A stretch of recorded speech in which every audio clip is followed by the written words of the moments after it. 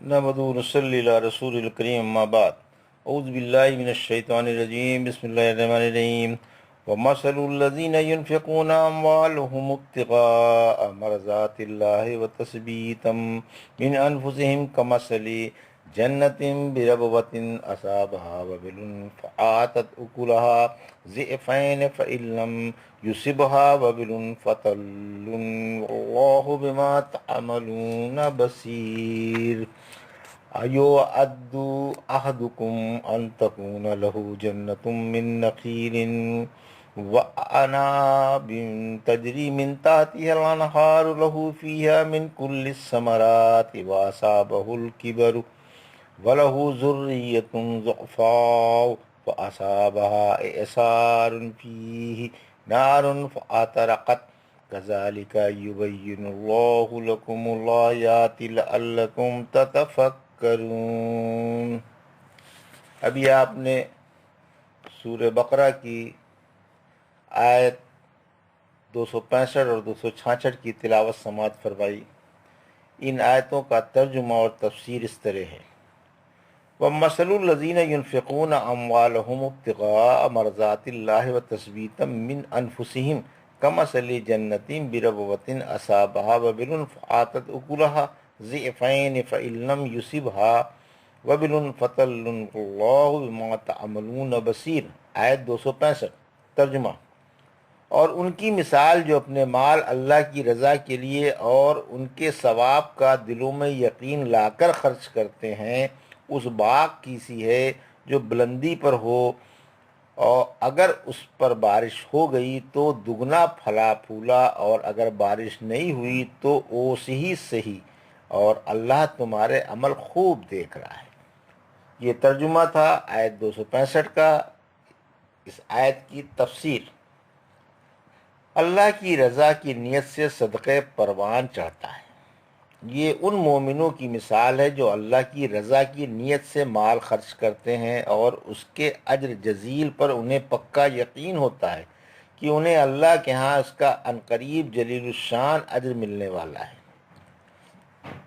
تثبیت یعنی تصدیق و یقین۔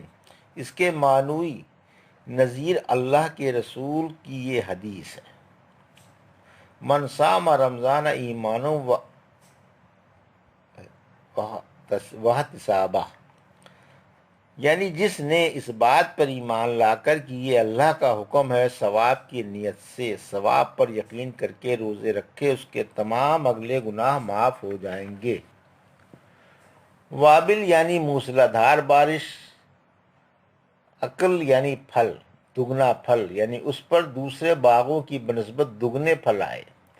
تل یعنی اوس، یعنی اس بلندی پر یہ باغ کبھی خشک نہیں ہوتا، کیونکہ اگر بارش نہ ہو تو شبنم اتنی پڑتی ہے کہ اسے خشک نہیں ہونے دیتی۔ اس طرح مومن کا عمل کبھی برباد نہیں ہوتا، بلکہ اللہ اسے قبول فرما کر بڑھاتا رہتا ہے اور اس میں عمل و عامل کے موافق برکت عطا فرماتا رہتا ہے۔ پھر فرمایا یقین مانو اللہ سے بندوں کا کوئی عمل چھپا ہوا نہیں، اللہ ہر عمل کو خوب جانتا ہے کہ کس درجے کا ہے، استحقاق ثواب رکھتا ہے یا نہیں، اور کس درجے کا استحقاق رکھتا ہے۔ اس جملے میں خلوص کی ترغیب اور ریاکاری پر دھمکی ہے۔ أَيَوَدُّ أَحَدُكُمْ أَن تَكُونَ لَهُ جَنَّةٌ مِّن نَخِيلٍ وَأَعْنَابٍ تَجْرِي مِن تَحْتِهَا الْأَنْهَارُ لَهُ فِيهَا مِن كُلِّ الثَّمَرَاتِ وَأَصَابَهُ الْكِبَرُ وَلَهُ ذُرِّيَّةٌ ضُعْفَاءُ فَأَصَابَهَا إِعْصَارٌ فِيهِ نَارٌ فَأَحْتَرَقَتْ كَذَلِكَ يُبَيِّنُ اللَّهُ لَكُمُ الْآيَاتِ لَعَلَّكُمْ تَتَفَكَّرُونَ۔ آیت 266۔ ترجمہ: کیا تم میں سے کسی کو یہ بات اچھی معلوم ہوتی ہے کہ اس کے پاس کھجور اور انگور کے باغ ہوں جن میں نہریں بہہ رہی ہوں، اور ان میں اس کے لیے ہر طرح کے پھل ہوں، اور وہ بوڑھا ہو گیا ہو اور اس کے کمزور چھوٹے چھوٹے بچے ہوں، پھر اس میں ایک ایسا بگولا آ جائے جس میں آگ ہو اور باغ جل کر رہ جائے؟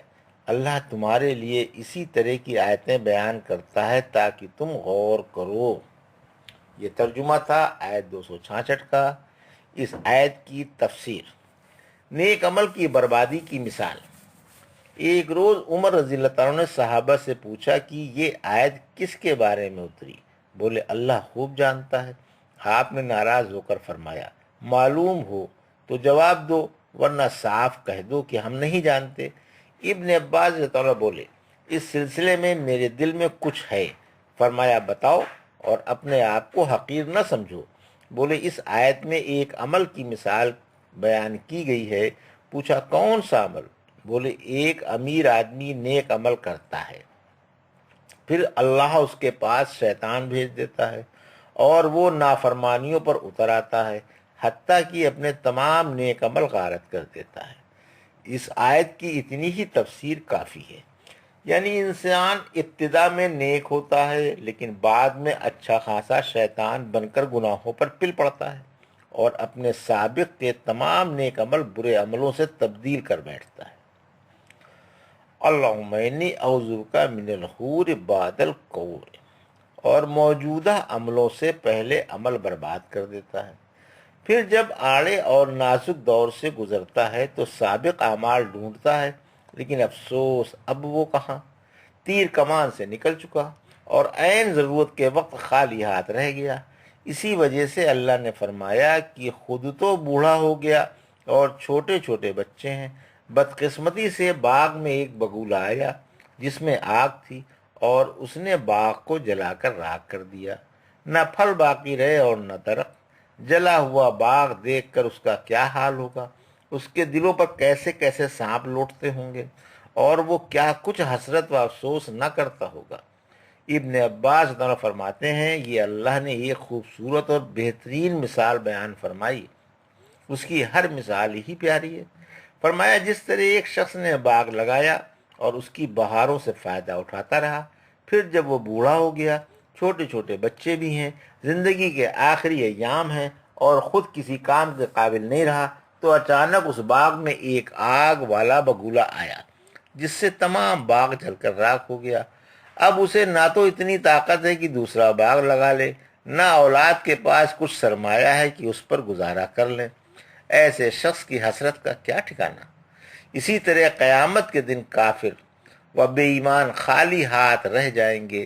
جب وہ اللہ کی طرف لوٹائے جائیں گے تو ان کے پاس کچھ نہ ہوگا اور نہ وہ اس وقت کچھ کمانے پر قادر ہوں گے، جیسے اس شخص کی قوت ختم ہو چکی کہ دوسرا باغ لگا لے۔ نہ دنیا میں کافروں نے اللہ کے ہاں کچھ جمع کرایا تھا کہ آج نجات مل جاتی، جیسے اس بوڑھے کی اولاد کے پاس کچھ نہیں جس پر گزارا کریں۔ معلوم ہوا کہ کافر عین ضرورت کے وقت تہی دامان و حرمان نصیب رہ جائیں گے، جیسے یہ بوڑھا عین ضرورت کے وقت باغ سے ہاتھ دھو بیٹھا، جبکہ بڑھاپا بھی تھا، چھوٹے بچے بھی تھے۔ اللہ کے رسول صلی اللہ علیہ وسلم ایک دعا یہ بھی مانگا کرتے تھے، اللہم اجعل اوسع رزق کا علیہ اندہ کبر سنی ونقضاء عمری۔ اے اللہ مجھے بڑھاپے میں اور زندگی کے آخر ایام میں وسیع روزی عطا فرما۔ پھر فرمایا کہ اللہ اسی طرح کھول کھول کر اپنی آیتیں بیان فرماتا ہے کہ تم غور و فکر کرو اور مثالوں کے مضامین سوچو سمجھو اور انہیں ان کے مقام پر رکھو۔ سورہ عنکبوت کی آیت 269 میں فرمایا یہ مثالیں ہیں جنہیں ہم لوگوں کے لیے بیان کرتے ہیں اور انہیں علم والے ہی سمجھتے ہیں۔